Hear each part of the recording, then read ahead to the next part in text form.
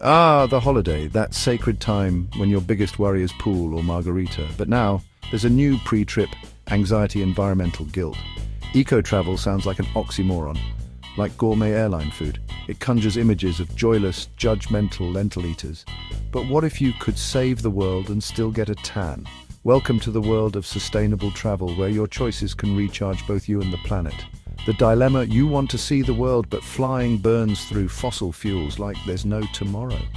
This is the modern traveler's tightrope wanderlust versus wanting a livable planet. But don't worry, this isn't about perfection or itchy hemp trousers. It's about making smarter, more conscious choices, enjoying your trip, and being a thoughtful guest on Earth. Let's begin. The world is waiting, and it's worth keeping in good shape. Eco-warrior has an image problem, but today's eco-traveler is different. Sustainability isn't about sacrifice, it's about smarter choices. Travel connects us, supports communities, and can be a force for good. Your holiday money is a vote. Stay at a local guest house, buy from artisans, eat local. Suddenly your trip has real impact. You're part of the story, not just a tourist. It takes a bit more thought. Ask if your hotel is locally owned, if that wildlife sanctuary is ethical. Shift from consuming to contributing, and your experiences become richer.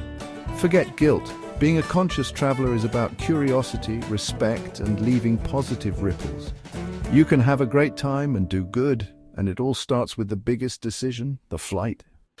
Let's talk about the jet fuel guzzling elephant in the room: flying. Planes are bad for the environment, no sugarcoating it. Most eco-guides suggest cycling to Asia, but let's be real, you're going to fly. The challenge isn't to stop, but to fly smarter. Step 1, acknowledge the impact, don't ignore it. Ask yourself, is this trip worth it? If yes, how can you offset the damage?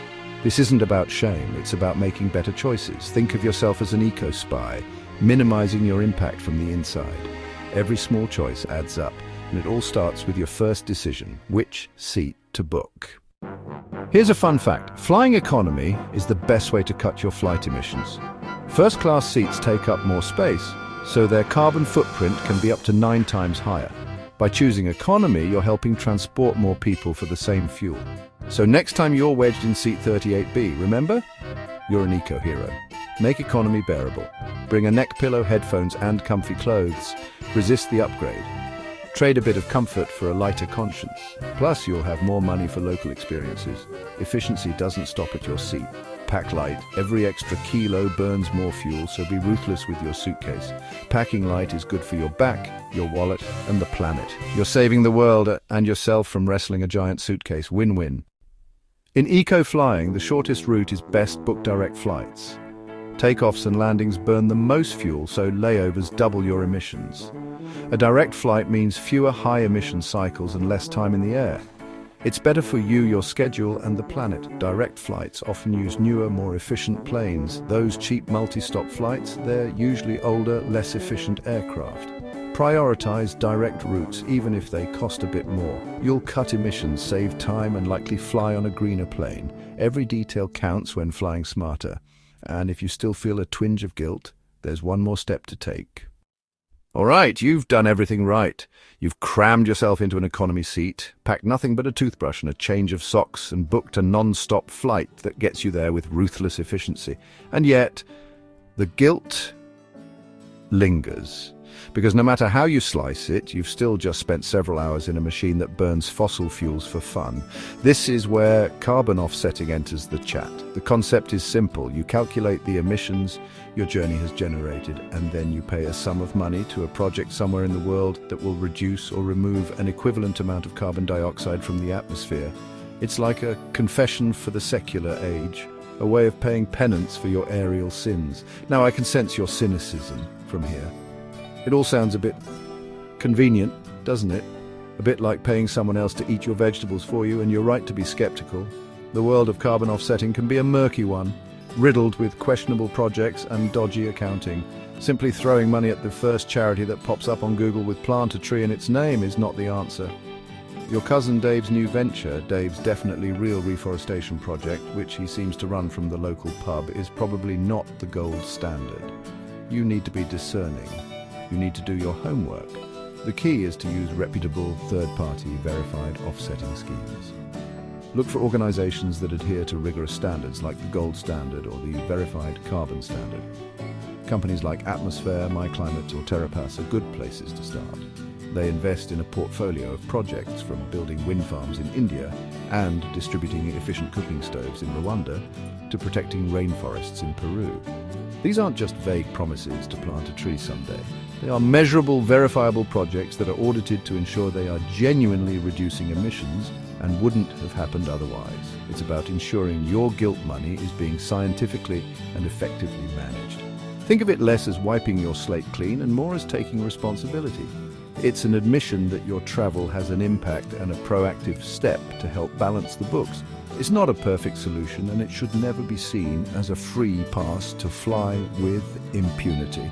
The first rule is always to reduce your emissions where you can. Fly less, fly direct, fly economy. Offsetting is the final step, the responsible postscript to your journey. It's the difference between accidentally knocking over a vase and running away versus accidentally knocking over a vase and then paying for a replacement. It's not ideal, but it's the decent thing to do. And with that, your flight is accounted for. Now, where are you going to stay? Right. You've landed. You've successfully navigated customs without being mistaken for an international fruit smuggler, and you've managed your flight's carbon footprint with the precision of a Swiss watchmaker. Bravo. But now comes the next hurdle in our eco-odyssey, finding a place to lay your weary head that isn't actively waging a war against the local ecosystem. Your choice of accommodation matters enormously. A hotel at its worst can be a voracious monster of consumption, gobbling up electricity, water and tiny plastic bottles of conditioner with terrifying speed. Your mission then is to find a haven that treads lightly on the earth, a place where you can sleep with a clean conscience as well as clean sheets. This quest often begins with a bewildering jungle of logos and labels. Welcome to the world of eco-certifications. You'll see names like Green Key, Earth Check, Green Globe, or the rather grand-sounding LEED Gold Standard, which, let's be honest, sounds less like an environmental benchmark and more like a particularly robust blend of coffee you'd order to get you through a Monday morning. It can all feel a bit like trying to read the terms and conditions on a software update, but wading through this alphabet soup is worth the effort. These certifications are, in theory, a sign that an independent body has kicked the tires and decided the hotel is making a genuine effort, not just greenwashing. Greenwashing, for the uninitiated, is the art of marketing spin where a company presents a misleadingly positive public image of its environmental practices. It's the hotel that boasts about its new energy-saving light bulbs while simultaneously keeping its decorative fountains running 24/7 and air conditioning the entire lobby to the temperature of a meat locker. These certifications act as a filter, separating the truly committed from the merely opportunistic. They look at everything from water conservation and waste management to energy efficiency and community engagement. So, when you're scrolling through booking sites, keep an eye out for these little badges of honor. They're a good first indicator that you're on the right track. Of course, no system is perfect. Some of the best, smallest, family-run eco-lodges might not have the budget or administrative manpower to apply for these fancy international awards. But as a starting point for navigating the mainstream hotel market, they are invaluable. They do the initial legwork for you, allowing you to narrow down your options to a short list of places that are at least talking the talk. The next step, however, is to figure out if they're also walking the walk. This requires a little more detective work, moving beyond the logos to look for tangible proof that your chosen sanctuary is as green as its brochure claims. Let's talk about the towel. You know the one. The little cardboard sign in the bathroom, usually featuring a picture of a smiling dolphin or a lush rainforest, politely suggesting that you should reuse your towel to save the planet. This is, without doubt, the most common and frankly laziest form of hotel eco-posturing. While reusing towels is a perfectly sensible thing to do, it's often where the hotel's commitment to sustainability begins and ends. It's a cost-saving measure masquerading as environmentalism. True Green-Ness goes much deeper than bathroom laundry logistics. You need to look for the less obvious clues, the signs that a hotel has integrated sustainability into its very soul. Start by looking for evidence of a war on plastic. Are there giant pump-action dispensers for shampoo and soap in the shower? Or a sad little collection of miniature plastic bottles destined for landfill after a single squeeze? Is the water in your room provided in a reusable glass bottle or carafe? Or is it a plastic bottle of Evian that has traveled further than you have? These are the small but significant details that reveal a hotel's true colors. The absence of single-use plastics is a massive green flag. It shows a commitment that goes beyond the easy wins and tackles the pervasive turtles-hate-it problem of plastic waste head-on. Next, cast your eyes towards the menu. Does the hotel restaurant bang on about its farm-to-table philosophy? Do they name the local farms where they source their vegetables or the nearby harbor their fish comes from? This is a fantastic sign. It means they're cutting down on food miles, supporting local producers, and likely serving you fresher, more delicious food as a result. Conversely, if the menu in a tropical paradise is proudly offering imported Scottish salmon and French cheese, you can be sure their carbon footprint extends far beyond the hotel grounds. Genuine eco-hotels celebrate their locality. They don't try to import a generic international experience. Finally, look for the big stuff. Are there solar panels glistening on the roof? Is there a system for collecting rainwater? Do they talk about their waste management and composting programs? A truly sustainable hotel is usually bursting with pride about these initiatives and will shout about them on its website or in its welcome pack. They'll tell you how they recycle their grey water to irrigate the gardens, or how the delicious herbs in your cocktail were grown right there on the property. These are the markers of deep systemic change, not just superficial gestures. It's the difference between a hotel that puts a green sticker on its door and a hotel that has rebuilt its entire operation around a green ethos. If you're willing to step slightly off the beaten path, you'll discover a whole world of accommodation that takes green living to the next level. Welcome to the era of the eco-lodge, the bamboo villa, and the solar-powered glamping tent. These are places built from the ground up with sustainability in mind, where the design and the experience are intrinsically linked to the natural environment. They offer more than just a bed for the night, they offer an immersion. They prove that luxury and sustainability are not mutually exclusive. In fact, they can be one and the same. The ultimate luxury, after all, is waking up to the sound of birdsong instead of traffic, knowing your stay is helping to preserve that very birdsong for future generations. These places are often architectural marvels, constructed from locally sourced, sustainable materials like bamboo, reclaimed wood, or rammed earth. They are designed to work with the climate, not against it, using natural ventilation instead of power-hungry air conditioning, and clever shading to keep cool. The experience is fundamentally different. Your shower might be heated by the sun, your electricity might come from a wind turbine just out of sight, and the vegetables in your salad might have been picked from the organic garden that morning, possibly by you if you're feeling particularly enthusiastic. It's a closed-loop system you can see and feel. And yes, sometimes there are chickens. There might be a composting toilet, which is far less terrifying than it sounds, I assure you. There will almost certainly be a passionate owner who can talk for hours about their water filtration system or the native species they're reintroducing to the property. This is not the anonymous, cookie-cutter experience of a large hotel chain. This is personal, authentic, and deeply connected to the place you've come to visit. It transforms your accommodation from a purely functional space into an integral part of your travel adventure. You're not just observing the local culture, you're living a small part of a sustainable version of it.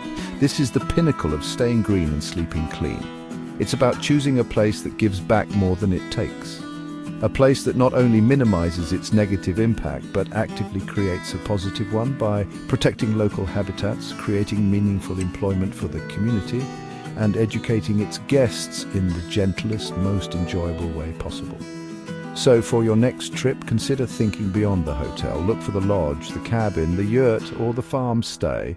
You might just find that the most memorable part of your holiday is the place where you slept. Now, what about what you're going to eat? Right, you've flown responsibly, you've checked into a hotel that composts its own tea bags, and you're feeling suitably smug. But now, a new challenge arises from deep within your stomach hunger.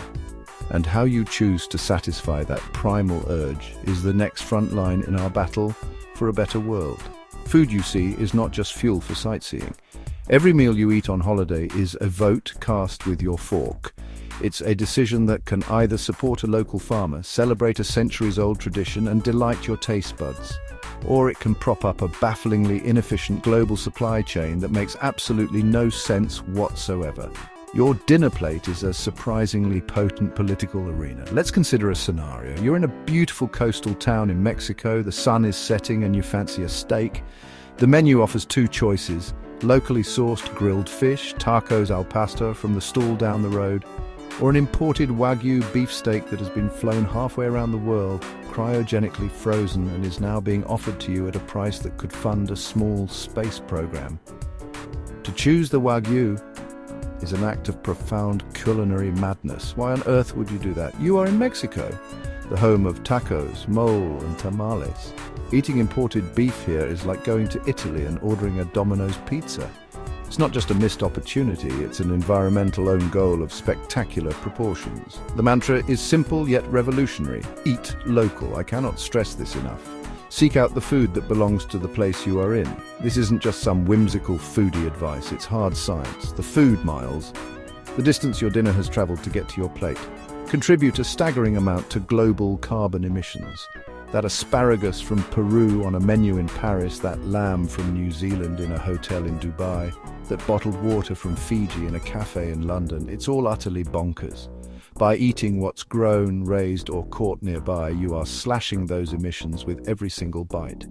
You're reducing the need for refrigerated trucks, cargo planes, and mountains of packaging, so become a gastronomic detective. Ask questions. Where does this fish come from? Are these vegetables from a local farm? Is this cheese made in this village? More often than not, restaurants that practice this philosophy will be shouting it from the rooftops, proud of their connections to the community. Your mission is to find these places, to hunt down the cafes that celebrate seasonality, the restaurants that champion regional recipes, and the bakeries that use flour from the local mill. It's a delicious quest that will lead you to better tasting food and a far richer travel experience. You're not just eating, you're tasting the very essence of a place, and that, my friends, is a flavor no imported steak can ever replicate. Now, let's venture out of the sit-down restaurants and onto the pavements, for it is here in the chaotic, steaming, sizzling world of street food that the heart of local cuisine truly beats. For the eco-conscious traveler, the humble street food stall is not just a place for a cheap and cheerful lunch, it is a temple of sustainability. Think about it.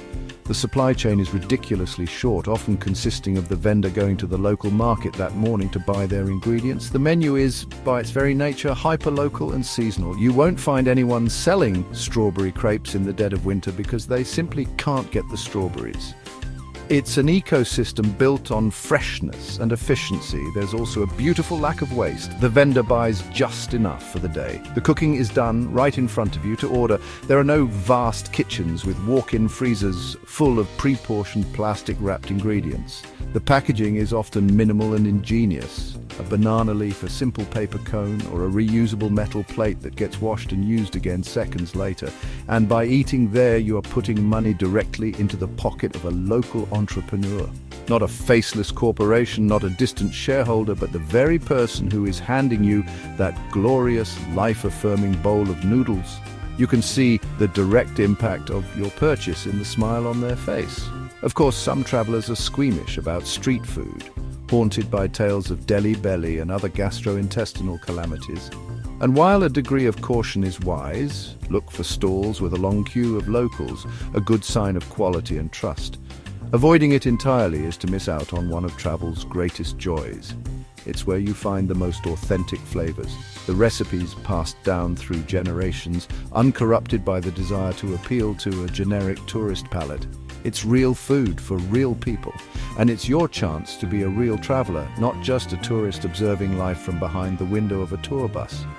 And let us not forget the vital role of the reusable utensil. This is where you, the prepared eco-traveler, can truly shine. Say a firm but polite no thank you to the flimsy plastic fork they might offer you. Instead, from your bag, you produce your own weapon of choice, a bamboo spork, a set of titanium chopsticks, or a trusty metal fork you've liberated from a previous hotel. This small act sends a powerful message. It says, I am a person who has thought about this. I am not a plastic fork person. You're not just eating a kebab.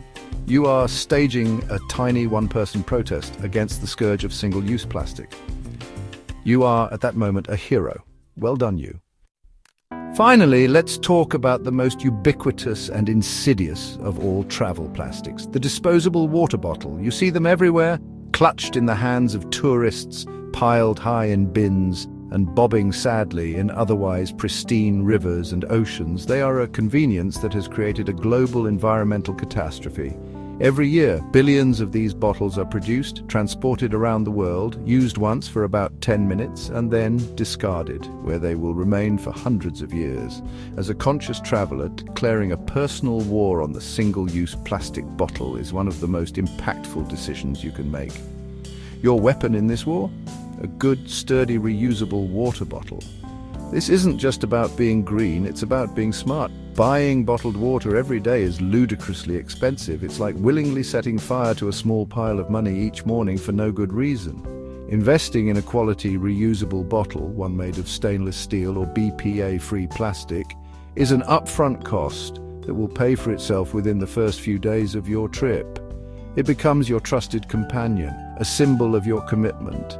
And the act of seeking out places to refill it connects you to a place in a new way. You start noticing the water fountains, the refill stations in cafes, and the hotels with filtered water taps in the lobby. You become a water hunter, a hydration strategist. But what about places where the tap water isn't safe to drink? I hear you cry, a valid concern. But the solution is not to surrender and buy a mountain of plastic. The solution is technology. For a relatively small investment, you can buy a bottle with a built-in filter like a Life Straw or a Grail. These marvels of modern science can render water from almost any tap, river or stream perfectly safe to drink, filtering out bacteria, parasites and all sorts of other nasties. This is a game changer. It gives you the freedom to hydrate anywhere safely without creating any plastic waste. You are no longer dependent on the local shop stock of Evian. You are a self-sufficient hydration machine. This simple switch in habit has a colossal ripple effect. It reduces landfill waste, cuts down on the carbon emissions required to produce and transport billions of bottles, and saves you a surprising amount of cash. It's a win for your wallet, a win for your health, and a massive win for the planet. So make it the first thing you pack: your passport, your phone, your reusable water bottle. It's a part of the essential kit for the modern, ethical explorer.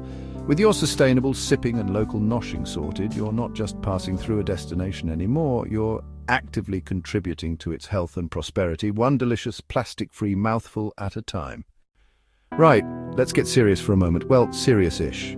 We've covered planes, beds, and tacos. Now we must address the delicate art of not being a complete menace to the creatures with whom we share this planet. This is the Ethical Explorer's Code, a set of guidelines for interacting with the world in a way that doesn't leave a trail of traumatized turtles and offended locals in your wake. The first and most sacred rule concerns wildlife. I call it the look, don't lick principle. It's a simple concept. If it has fur, feathers, fins, or fangs, you are to admire it from a respectful distance. You're not to touch it, chase it, feed it, or attempt to put a tiny sombrero on it for your Instagram story.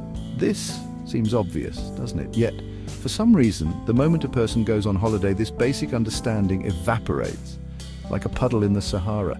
You see it everywhere. People scrambling over pristine coral reefs to get a better selfie, cornering a terrified sloth for a close-up, or trying to ride a sea turtle like it's some sort of slow, ancient, and deeply unimpressed jet ski. Let me be unequivocally clear, do not do this. That coral you just stepped on took decades, if not centuries, to grow, and you've just killed it for a photo that will get 12 likes. That dolphin you're trying to swim with is a wild animal, not a cast member from a 1990s family film waiting for you to grab its dorsal fin. The allure of the animal encounter is strong, I get it, but most attractions that promise you can cuddle a tiger or ride an elephant are deeply, profoundly unethical. These animals are often drugged, abused, and kept in horrific conditions, all for the sake of a tourist photo op. A true sanctuary doesn't let you ride the residents. It's a hospital, not a theme park. Your holiday fun should never, ever come at the cost of an animal's suffering. So do your research. Look for genuine conservation projects and observational tours led by qualified guides who prioritize the animal's welfare above your desire for a new profile picture. The most magical wildlife encounter is one where the animal doesn't even know you're there. So the rule is one of respectful distance. Be a ghost. Be a quiet, unobtrusive admirer of nature's majesty. Use a zoom lens. Your job is to witness, not to interact. Think of yourself as David Attenborough, but with slightly less gravitas and a higher chance of getting sunburnt. Observe, appreciate, and then move on, leaving nothing behind but your footprints and leaving the wildlife with its dignity and its internal organs entirely intact. If it's wild, let it be wild. It's a simple code, but it's the cornerstone of ethical exploration. You are a guest in their home. Try not to be the kind of guest who breaks the furniture and frightens the cat. Our next rule in the code governs commerce. You're on holiday, you want a souvenir, something to remember your trip by, or more likely, something to placate your colleagues at the office for having to cover for you. The temptation is to grab a cheap, mass-produced trinket from a shop at the airport or a sprawling tourist market. A keyring with a badly painted flag, a snow globe of a landmark that doesn't get snow, a t-shirt that says, "My friend went to Barcelona and all I got was this lousy t-shirt." Resist this temptation with every fibre of your being. This stuff is, for the most part, tat. It's soulless, mass-produced junk, likely made in a factory on the other side of the world and contributing nothing to the local economy. Instead, your mission is to find the real stuff. To seek out the artisans, the craftspeople, the local makers who are keeping traditional skills alive. Find the woman weaving beautiful textiles on a loom that's older than your grandfather. Find the potter-pulling magnificent creations from a kiln behind his small shop.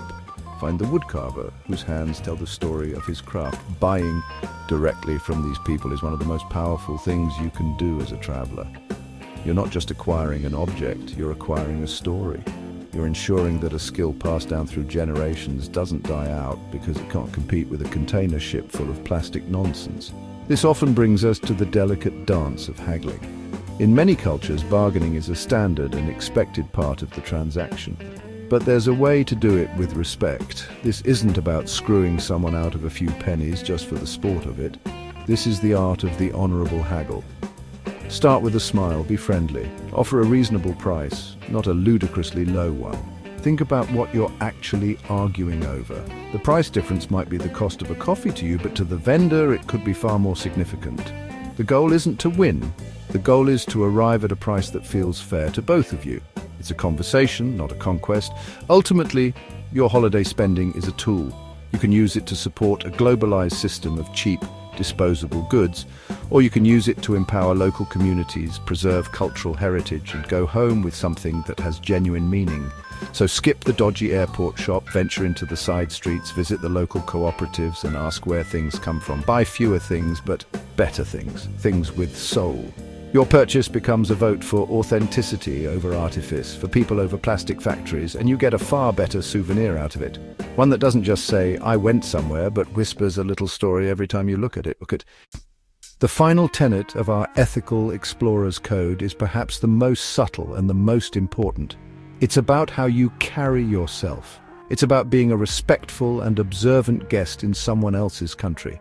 It's about being a cultural chameleon, adapting to your surroundings with grace and humility. This does not mean you need to undergo a complete personality transplant or start wearing clothes that are wildly inappropriate for your body type. It simply means paying attention and adjusting your behavior accordingly. It's about showing respect for the local customs, traditions, and ways of life, even if they seem bafflingly different from your own. This starts with the simple things. Learn a few words of the local language. Hello, goodbye, please, and thank you will get you an astonishingly long way. It shows you've made an effort, that you see the place as more than just a backdrop for your holiday. It breaks down barriers and opens doors. Dress appropriately. If you're visiting a temple, a mosque, or a cathedral, cover your shoulders and knees. It's not a complex sartorial challenge. It's a basic sign of respect for a place that is sacred to other people. Strolling into a holy site, dressed like you're about to enter a beach volleyball tournament, is the mark of an amateur. Don't be an amateur. Be observant of social norms. Is it a culture where people queue patiently, or is it more of a chaotic, every man for himself situation at the bus stop? Is public affection frowned upon? Is it polite to tip? And a little bit of pre-trip research or 5 minutes of quiet observation can save you from committing an unintentional but nonetheless excruciating social faux pas. Remember, you are the visitor. The onus is on you to adapt, not on an entire culture to adapt to you. This isn't your living room. You can't just put your feet up on the coffee table and change the channel. Essentially, the goal is to travel like a polite guest, not like an invading army. Or, to put it another way, Not like a typical English stag do in Ibiza. Be curious, not judgmental. Be patient, not demanding. Be humble, not arrogant. Ask for permission before you take someone's photograph. Smile, be aware of your volume. This isn't about losing your identity, it's about showing the best version of it. By following these simple rules, respecting wildlife, supporting locals, and embracing cultural norms, you elevate your journey. You cease to be just another tourist, and you become a true traveler, an ethical explorer. Someone who understands that the greatest privilege of travel is not just to see the world, but to connect with it. So here we are at the end of our journey, hopefully with our eco-credentials a little more polished and our sense of impending doom slightly less, well, impending. We've navigated the moral maze of air travel, hunted for hotels that do more than just reuse towels, and declared a personal war on imported Wagyu and the plastic water bottle. We have established a code of conduct that should prevent you from being chased out of a village by angry locals or pecked by a rightfully indignant penguin. It's been quite the whirlwind tour of conscientious globetrotting, and if you're feeling a little overwhelmed by it all, that's perfectly understandable. It can seem like a lot to remember. But here is the crucial takeaway, the one thing to scrawl on a post-it note and stick to your passport. Eco-travel is not about being perfect. It is not an all-or-nothing pass-or-fail examination of your moral fiber. If you forget your reusable spork one day and have to use a plastic one, the world will not instantly implode. This isn't about achieving a flawless, saintly, carbon-neutral existence that would make Greta Thunberg weep with pride. It's about being better. It's about being more aware. It is, to put it bluntly, about being less of a walking, talking, traveling landfill. It's about shifting your mindset from one of blissful ignorance to one of conscious choice. The power lies not in one person doing everything perfectly, but in millions of us doing things imperfectly but better. Think of it as a cumulative effect. Your decision to fly economy might seem like a drop in the atmospheric ocean, but multiply that by a few million other travelers making the same choice, and suddenly you're looking at a significant reduction in emissions. Your choice to eat at a local family-run taverna might seem like a small gesture, but when thousands of other visitors do the same, it creates a powerful economic current that sustains communities and keeps traditions alive. Each small, thoughtful decision adds another grain of sand to the right side of the scales. This is where the real hope lies. It's not in some magical futuristic technology that will instantly solve all our problems. It's in us. It's in the quiet, unglamorous, everyday decisions we make when we're out in the world. It's the sum of all these small things: the direct flight you chose, the local craft you bought, the wildlife you admired from a respectful distance. These are the building blocks of a new kind of tourism, one that is regenerative instead of extractive. You don't have to chain yourself to a tree to be an environmentalist, unless, of course, that's your idea of a good time. You just have to think. And that, surely, is not too much to ask. So, what happens now? You close this video, feeling momentarily inspired, and then immediately go back to looking at pictures of cats on the internet. I hope not. Your mission, should you choose to accept it, is to take just one or two of these ideas and weave them into the fabric of your next adventure. Don't try to do everything at once. Just pick something. Maybe this time you'll focus on packing light and buying a bottle with a filter. For the trip after that, perhaps you'll make it your quest to only eat at restaurants that source their food locally. Start small, build the habits, make it a game. See it as an upgrade to your travel skills, like leveling up in a video game from clueless tourist to ethical explorer. The wonderful thing is that none of this requires you to have less fun. In fact, it almost always leads to a richer, more authentic and more memorable experience. Eating local food is more delicious. Buying crafts directly from an artisan is more meaningful. Staying in a small, unique eco-lodge is more interesting. By engaging with a place on this deeper level, you move beyond the superficial gloss of the travel brochure and connect with its true soul. You come home not just with a tan and a camera full of pictures, but with stories, connections, and the quiet satisfaction of knowing you traveled well, in every sense of the word. The world is a magnificent, beautiful, and fragile place. Travel is one of the greatest privileges of our lives, a chance to witness its wonders firsthand. But with that privilege comes a responsibility to be good guests, to tread lightly and to leave the places we visit as good as, or even slightly better than, we found them. It's about ensuring that future generations have the same opportunity to be awestruck by a coral reef, humbled by an ancient forest, or charmed by a bustling foreign city. We are the current custodians of this planet, and how we choose to explore it matters profoundly. So go on, book that ticket, see the world, have the time of your life, but do it with your eyes open. Do it with a little thought and a lot of heart. Sip your organic, locally sourced smoothie with a smug little smile, knowing you've earned it. Be the person who asks where the fish is from. Be the person with the cool water bottle. Be the person who leaves a good tip and a great impression. In the grand story of your travels, aim to be a legend, not a landfill. Cheers and happy travels. Now, if you'll excuse me, I think I've earned a G&T. A sustainable one, of course.